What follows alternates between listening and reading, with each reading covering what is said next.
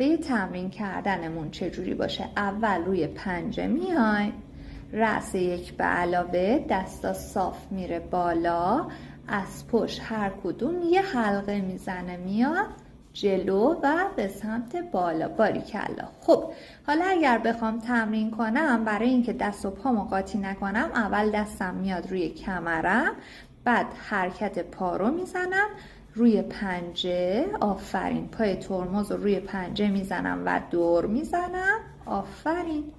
بعد کم کم یه دستم رو میارم و حلقه میزنم باهاش به سمت، نه، از بیرون. آفرین. از عقب به سمت بیرون. باریکلا.